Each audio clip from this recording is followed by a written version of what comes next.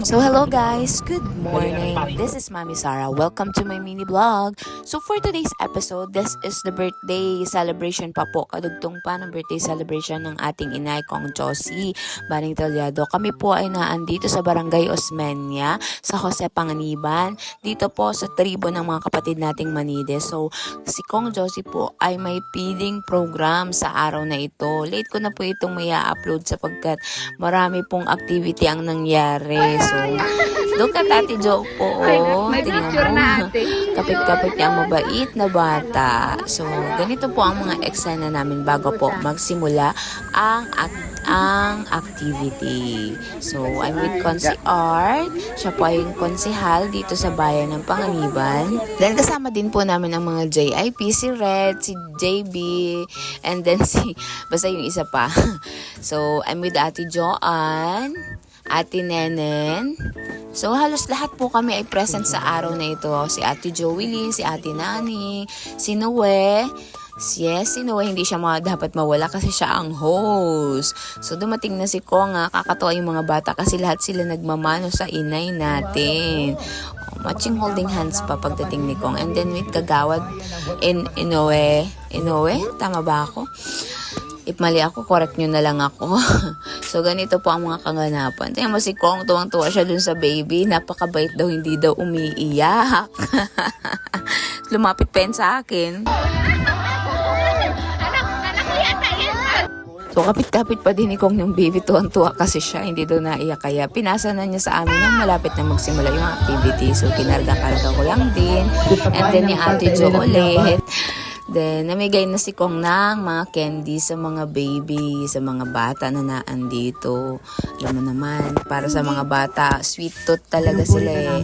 So, nagsimula na po yung activities. Of course, sinimulan dito sa panalangin, ang mensahe ng kanilang canting. And then, ang isa pang konsehal din ng Jose Panganiban na kapatid din po natin na Manide. So, may mga laruan din na pinamigay.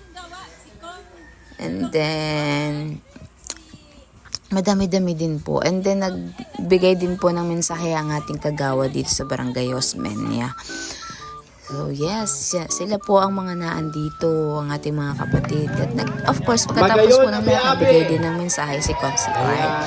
And then, nag-celebrate pala sila ng birthday kasi halos magkasunudan lang pala ng birthday si Kong and then si Consi Art.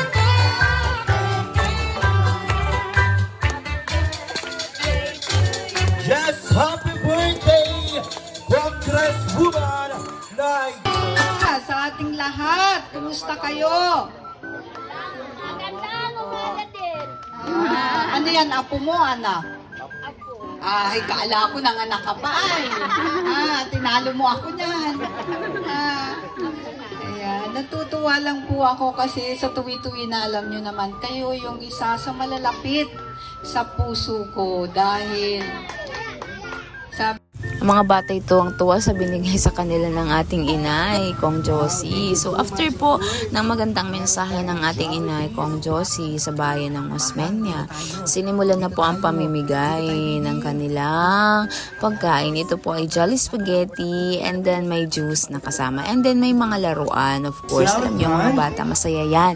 Pag may Jollibee and then may laruan pa, so talagang tuwang-tuwa sila niyan. So halos lahat kami nandito, si Kagawad Bo, si Kagawad Rapper, si Kagawad RB, ang aming mga JIP, sila Christy, si Rams, madami talaga kami. Basta halos lahat kami po ay present sa mga araw na ito. So, talagang makikita mo naman, pati si attorney, si Ate Bane, si Ate Nenen, talagang nagtutulong na sila sa pag-distribute ng pagkain. Si Ate Nani, si Ate Joelyn, si Consi Art, kami ay ano lang, tamang pakit lang, oh. So, sila po ang mga JIP, tsaka si Kagawad RB. Tuwang-tuwa yung bata, kumakain siya ng